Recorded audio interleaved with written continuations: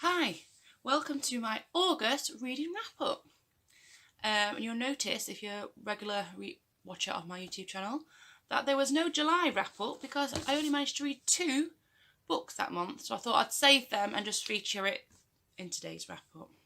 So, July I read 2 books and I'll talk about them first, which was The Wayward Girls by Amanda Mason. Now, I listened to that one on audiobook, and it's about, goes back in, I think it's the 70s, and there's a house and there's like a family with 5 kids. The dad's gone to work away from home, and then something starts happening in the house and they hear him knocking and banging and weird things start happening.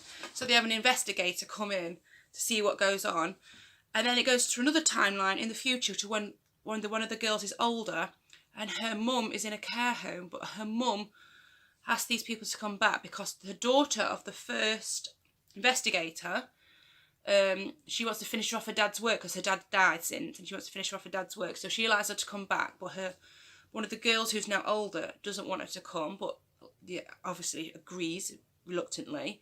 And it goes back through the 2 timelines of showing you what happened in the first investigation and then what's happening in the second investigation now. And it was an okay read. I heard lots of good things about this book, but to me it wasn't as good as I liked it to be. The twisting at the bending was okay. I saw some of it coming, but not all of it. The second book I read in July was The Sight of You by Holly Miller, and I read this as a NetGalley audiobook, ebook, and it's basically about this man called Joel, and when he dreams the future, he predicts the future. So he's never really had proper relationships and stuff because he's always seen that what's going to happen. He's had one girlfriend, then he saw that they were going to split up, so he split up before it actually happened. So he's never actually fell in love with anybody until he meets this woman called Callie. She works at a cafe where they end up meeting, and they end up falling in love together, moving in together, things like this. But then he has a dream that could see their relationship not going any further, and it goes from there. But it was very slow reading. And I was a little bit bored reading it, and as I really struggled to read each chapter. When I put it down, I struggled to pick it back up. It took me about 4 weeks to actually get through this book altogether. But towards the end, the last few chapters were brilliant, and I was like, oh my god, I can't, it's really good towards the end.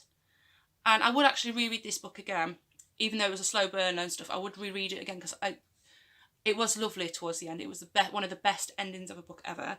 But saying that, I only gave it 3.5 stars, only because for my enjoyment throughout the whole book was not that enjoyable. Saying that, I would read it again though. So 3.5 stars for now, for that one. And then for August, I've only read 4 books in August, which is a bit of a disappointment because I was expecting to read more than 10. Loads for me. But no, I only read 4.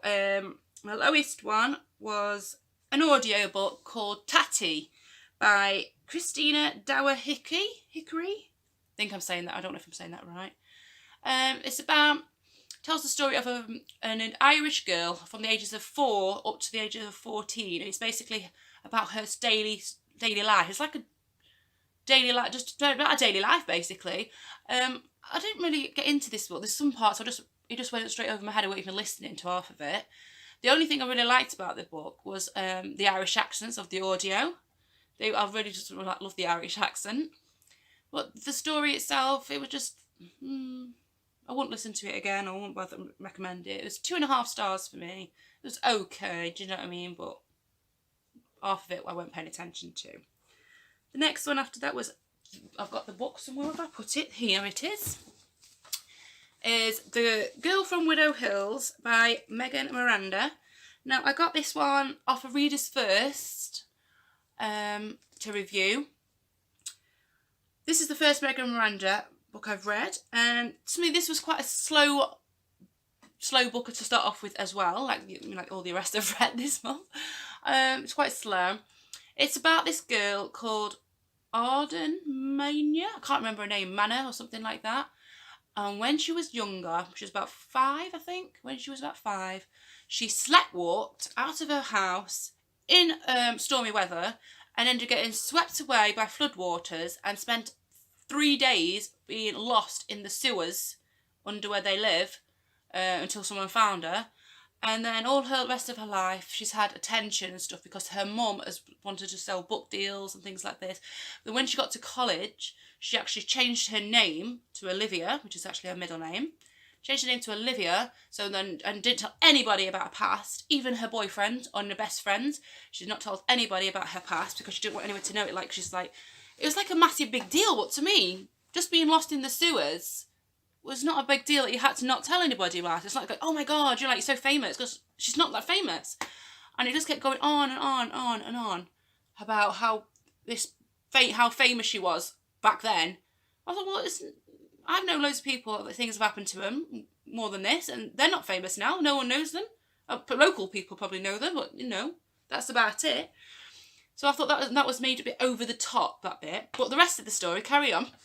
And it's 20 years later, and she starts sleepwalking again out of the blue, and then she finds her body at the bottom of her garden, and then it turns out the body at the bottom of the garden is someone related from her past.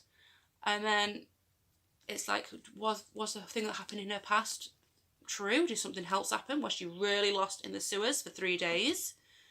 The last few chapters were lots of twists and turns, and it was really engaging. The first few, most of it was slow, and then it was really good twists and turns, and the ending was really good. I was a little bit confused at the ending at first and tried to reread it and then realised what it was. The ending was quite good in this.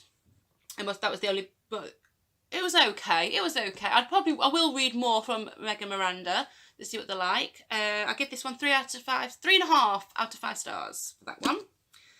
And after that, I listened to an audiobook on Burrowbox. This was The Babes in the Wood by Graham Bartlett. Now, this is a true crime book based on Babes in the Wood murder that happened in the 1980s of 2 9-year-old girls who went missing, and they ended up finding them dead in the woods. And the man that they accused, he ended up going to trial and getting let off, saying that he didn't do it. And then he blamed one of the girls' dad, Barry, but I don't think it was him. Then later, a few years later, a 7-year-old girl is found half bloody and half dead. She's been sexually abused and tried to be murdered. And it turns out it was the same guy from the first one. I think, what's his name? Russell Bishop. And they reckon it's the first guy from Serenity. He admits to that and gets jailed for that. But while he's in jail, they want a retrial for the other 2 murders because they reckon he committed the same murder because there's so many similarities. And eventually, I think after 32 years, he eventually gets done for the first 2 girls' murders as well. It was told by one of the detectives on the case, and I found it really interesting. I really enjoyed this book, and I gave it 4 out of 5 stars. My last book I read was one that I lent off my mum, actually, and another true life story. It's called The Pottery Cottage Murders by Peter House. This is another true life story, but it's told in the form of a novel. It feels like you're reading a non-fiction book, but it's actually real life. And this one interested me because this one actually happened not far from where I live, just a few, about 8 miles away from where I live. And I've only actually recently heard about these murders this year, even though they happened, I think these happened in the 80s as well, 1980s or early 90s. And what happened was there was a man, he went for jail for some reason, Leicester jail. And he was going up to Chesterfield Magistrate Courts to be charged with this, whatever it was. Can't remember now. But on his way, he got they gave him a taxi, a normal taxi, with 2 police officers escorting him there.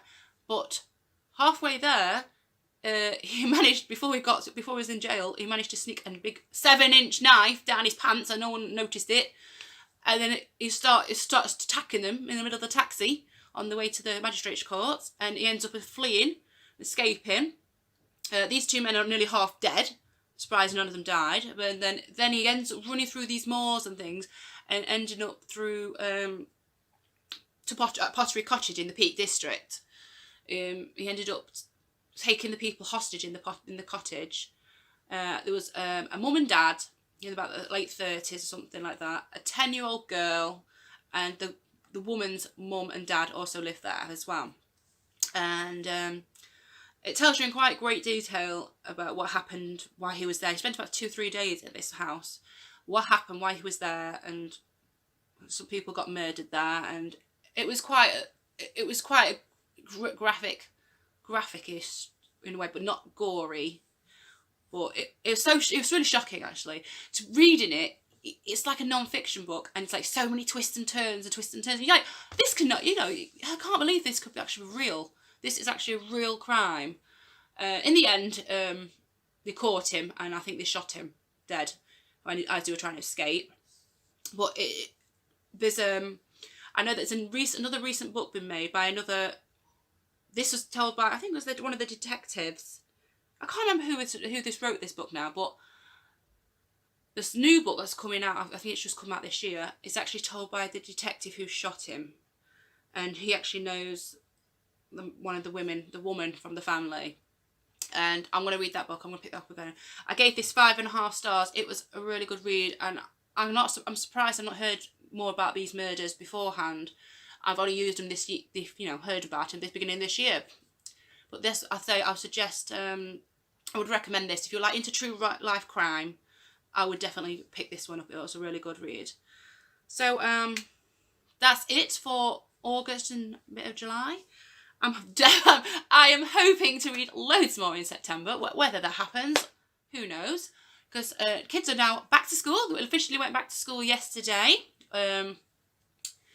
All 3 of them. So I've got the whole house to myself, except for my husband, to do all my work that I need to do, and hopefully get more reading in, because now the kids are back to school, more in a routine, I can concentrate on reading, because I've been really struggling with concentrating on relaxing and just reading.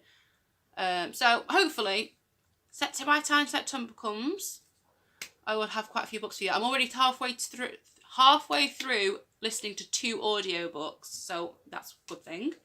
So I will leave all the links below to the books that I reviewed, or where to buy them on Amazon. I will leave links to my blog, and whether you want to follow me on Instagram and Twitter and things like that, they're all down there. And I will see you in the next one, hopefully. Bye!